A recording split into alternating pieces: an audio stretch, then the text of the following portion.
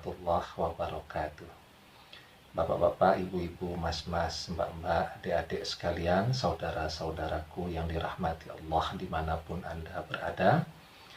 Kembali bersama saya, Iip Wijayanto, dan dalam kesempatan kali ini saya akan menjawab salah satu pertanyaan ya, seputar parfum. Apakah ketika seseorang memakai parfum yang terbuat dari campuran alkohol misal ya, sholatnya menjadi sah atau tidak ya. Nah, jadi memakai parfum itu adalah salah satu sunnah khususnya untuk laki-laki ya. Saya sudah pernah membahas di video yang lain tentang haramnya wanita keluar dari rumah dengan memakai parfum ya. Tetapi kalau di rumah, di depan suami atau ketika akan mengerjakan sholat, ya tentu tidak ada masalah ya. Tetapi memakai parfum bagi seorang laki-laki itu adalah sunnah ya. Bahkan ketika diberikan hadiah parfum, Rasulullah Shallallahu Alaihi Wasallam mengajarkan jangan menolaknya. Ya, beliau bersabda, "Man urida alaihi tibun fala yaruddahu fa innahu khafiful mahmil thayyibur raihah." Siapa yang ditawari minyak wangi atau parfum, janganlah dia menolaknya karena minyak wangi itu ringan diterima dan baunya harum. Ya. Nah, pertanyaannya kemudian, bagaimana jika parfumnya tadi mengandung campuran alkohol ya? Jadi alkohol itu sebenarnya ada juga manfaatnya ya, apalagi zaman pandemi kan, semua orang butuh hand sanitizer dan itu ada campuran alkoholnya juga.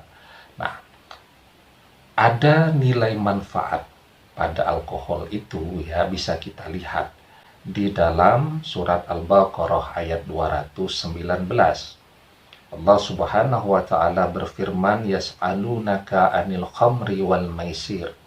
Qul fihima ismun kabiru wa manafi'u lin-nas wa ismuhuma akbaru min naf'ihima."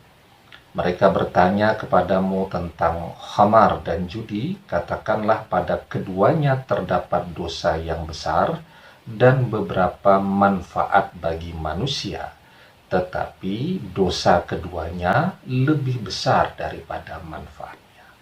Jadi alkohol itu juga dijelaskan ada nilai manfaatnya, tetapi ketika dia dikonsumsi, dimakan dan diminum memabukkan, disitulah nilai dosanya jauh lebih besar daripada nilai manfaatnya ya. Karena itu alkohol itu yang diharamkan adalah ketika dimakan dan diminum, sehingga kemudian membuat orang yang mengkonsumsinya menjadi mabuk ya.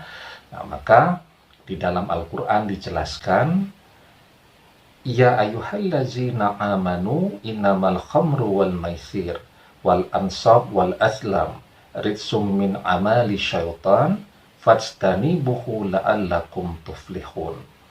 Hai orang-orang yang beriman, sesungguhnya minum khamar, berjudi, berkorban untuk berhala, mengundi nasib dengan panah adalah termasuk perbuatan setan. Maka jauhilah perbuatan-perbuatan itu agar kamu mendapatkan keberuntungan ya.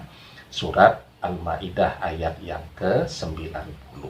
Nah, jadi ketika orang akan mengerjakan sholat ya, salah satu syarat sah sholat adalah bersihnya ya tubuh kita ini dari najis ya. Wa taharatu anin najasati fi thawbi wal badani wal makani. Suci dari najis pada pakaian, badan, dan tempat. Nah, pertanyaannya kemudian, alkohol ini sebenarnya termasuk ke dalam kelompok najis atau bukan? Ya, nah, memang para ulama berbeda pandangan tentang persoalan ini. Di antara ulama yang mengatakan bahwa alkohol itu tidak termasuk najis, di antaranya adalah Profesor Syekh Wahbah Zuhaili. Ya, jadi beliau mengatakan bahwa madat alkohol ghairu najasati syar'a.